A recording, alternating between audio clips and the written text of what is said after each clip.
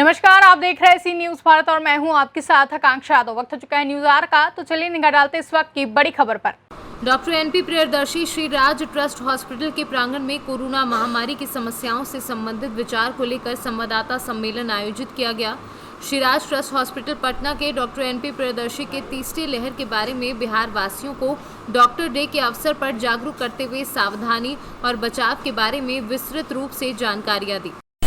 तीसरी लहर कोरोना की जो है वो दस्तक दे चुकी है और ये वेरिएंट जो है डेल्टा वेरिएंट वो और अन्य वेरिएंट से ज़्यादा संक्रामक, इसकी जो संक्रामकता है वो लगभग 2.5 गुना पहले वाले वायरस से ज़्यादा है। और ये पहले वाला का नेचर्स जो था थोड़ा डिफरेंट था, वो लंग्स को इफेक्ट कर रहा था, और दूसरा वाला जो है लंग्स था, इंटेस्टाइन वगैरह को भी इफेक्ट कर रहा था। और ये जो डेल्टा वेरिएंट है ये लगभग ये टोटल डिफरेंट है, किसी भी ऑर्गन्स को बहुत तेज़ी से इसको इन्फेक्ट करता है, खास कर करके लंग्स को, जो यहाँ से नेजोफेरेंक्स से जाकर के लंग्स में जाने में लगभग 7 डेज लगते थे, और इसको लंग्स से नेजोफेरेंक्स में मात्र 2.5 दिन लग रहा है। कहने का मतलब कि ये शॉर्टनेस ऑफ द पीरियड है, जो सिवियरिटी इसकी है जो वो बहुत शॉर्ट पीरियड में, बहुत कम समय में ये बहुत इन्फेक्टिव हो जाता है। उनको जोर शोर से कर देनी चाहिए और ये मुगालते में नहीं रहना चाहिए कि फिर ये अब देखा जाएगा, आएगा तब करेंगे, क्योंकि आएगा तब करेंगे तो वो उसी तरह से हो जाता है कि जब पानी पड़ेगा तो हम छत बनाते हैं, ऐसा संभव नहीं है। इसलिए जो हमारे मैन पावर अगले बार जो मुख्यतः जो देखा गया सरकारी अस्पताल में संस्थागत जो मौत हुई, उसमें से 2 प्रमुख कारण ये थे कि उसमें कोमोर्बिडिटी वाले ज़्यादा मरे हैं, और कह सकते हैं कि मैन पावर जो स्किल हैंड है वो कम मिल पाए।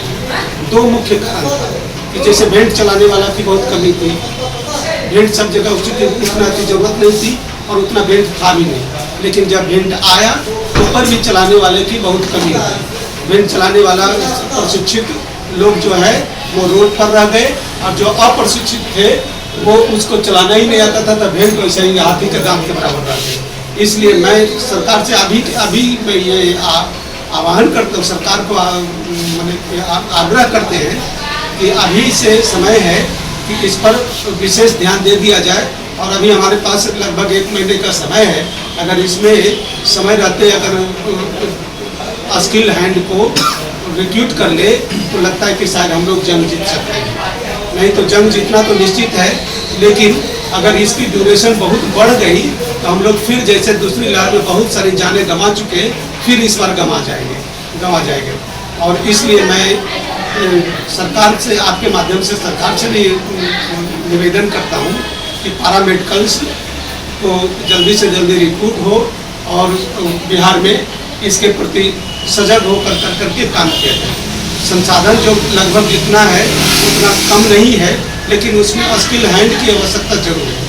हम चूँकि पैरामेडिकल और नर्सिंग के डायरेक्टर भी हैं, हमारा संस्थान में भी है, तो इसमें मैं कह सकता हूँ कि नर्सिंग जो हमारे पास आते हैं वो प्रशिक्षित है, और जो पास आउट हुए प्रशिक्षित है, आप उसको रिक्रूट करें तो शायद आपका हैंड्स और बढ़ जाएगा और आप बिहार में फिर अग्रणी हो जाएंगे। एक बात। दूसरी बात है कि हम जनता को कहना चाहते हैं कि देखिए तीसरी लहर जो है ये बहुत खतरनाक तो है ही, इसकी आपको भी तैयारी, जनता को भी तैयारी करनी है। जनता को तैयारी क्या करनी है कि अगले तरह की जैसे हुआ था उस तरह के भाग दौड़ नहीं करना है। जिसको ज़्यादा ज़रूरत हो वो बड़े अस्पताल पहुँचे, नहीं तो छोटे अस्पताल में जाकर, बड़े अस्पताल में जाकर करके कुछ ऐसा भी देखा गया था कि जिसकी ज़रूरत नहीं है वो भी अस्पताल को है बेड को बुक करा करके, पैसे के बल पर बुक करा करके, और जो ज़रूरतमंद है वो बाहर रह गया। क्योंकि बेड तो वो एक ही वही होता है, ज़रूरतमंद बाहर रह गया। जिसको सच में ज़रूरत थी बेड की, जिसमें सच को ज़रूरत थी आईसीयू को, उसको आईसीयू नहीं मिल रहा था। जिसको ज़रूरत नहीं थी वो अपने को बचाव के लिए जुटों के वो जाकर करके बेड पर रहा। तो ये अव्यवस्था कह सकते हैं, इसको कुव्यवस्था कह सकते हैं। तो ऐसे में ये है। तीसरी बात ये होती है कि इसमें जो होता है कि ये डॉग बार्किंग होता है। ड्रग मार्किंग क्या होता है कि झूठों इस अस्पताल से उस अस्पताल, उस अस्पताल से उस अस्पताल, ऐसे दौड़ते रहते हैं कि वहाँ अच्छा है, वहाँ अच्छा है, वहाँ अच्छा है। वस्तुतः जहाँ गए हैं पहले एक बार सोच कर करके उस अस्पताल में स्थिर से रहें और इलाज कराएं। सब डॉक्टर अच्छे उसके उस स्वास्थ्य के लिए प्रति कृतज्ञ रहते हैं। कोई भी ऐसा डॉक्टर नहीं है, कोई भी ऐसा स्वास्थ्य कर्मी नहीं है जो यह चाहता है कि हमारे यहाँ मरीज जो आया है वो अस्वस्थ होकर के चला जाए या उससे कुछ का जरूरत हो जाए। तो कहने का मतलब ये है कि डॉक्टर का खेला बंद करें और जहाँ भर्ती हुए हैं वहाँ स्थिर से इलाज कराएं। हम आपके अच्छे स्वास्थ्य की कामना करते हैं। तीसरी जो इसमें और बातें हैं कि अगर पहले सजग हो जाएगा तो निश्चित रूप से बच जाएगा।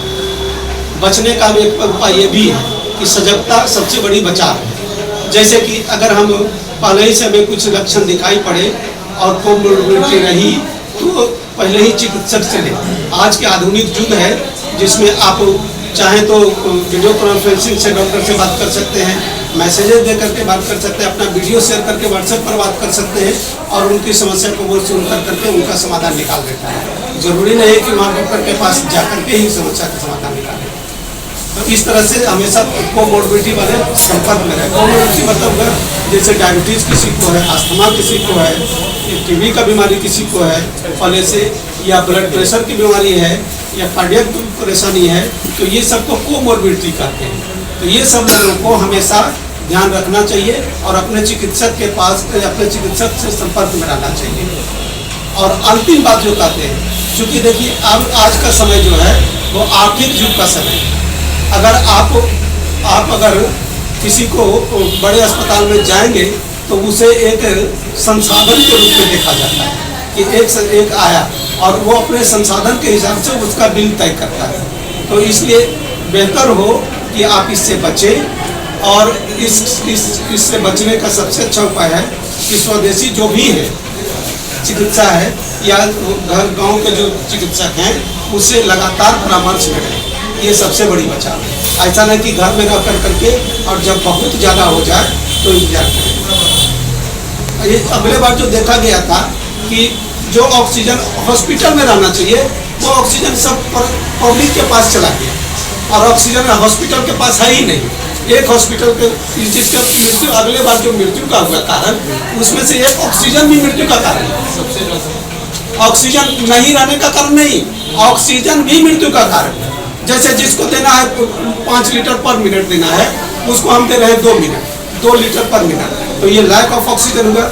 जिसको देना है 5 लीटर पर मिनट उसको दे रहे हैं हम 10 लीटर पर मिनट, तो वो हाइपर ऑक्सीजन हो जाएगा, तो ये भी मरने का कारण हो गया। तो इस तरह से ऑक्सीजन का सही जो जानकारी होती है, जो मॉनिटरिंग होता है वो हॉस्पिटल के पास होता है, डॉक्टर के पास होता है। इसलिए ये घर में रह करके चिकित्सा ना करने की जरूरत है, डॉक्टर के पास जाकर के चिकित्सा करने की जरूरत है, डॉक्टर से परामर्श लेकर के चिकित्सा करने की जरूरत है। तो यही मुख्य बातें थी हम लोग की आज के प्रेस कॉन्फ्रेंस के। मैं आप लोग यहाँ पर आए, सभी उपस्थित हुए, सबको मैं सहृदय से धन्यवाद देता हूँ और आपको साधुवाद भी देता हूँ कि आपने इतना कीमती समय निकाला और यहाँ पर आकर के हम लोग का बात को कहे और यह बात को जनता तक पहुँचाए, इसके लिए बहुत बहुत धन्यवाद। पटना से सी न्यूज़ संवाददाता गोपाल प्रसाद सिन्हा की रिपोर्ट। फिलहाल के लिए न्यूज़ आवर में बस इतना ही। देश और दुनिया की तमाम बड़ी खबरों के लिए देखते रहें सी न्यूज़ भारत।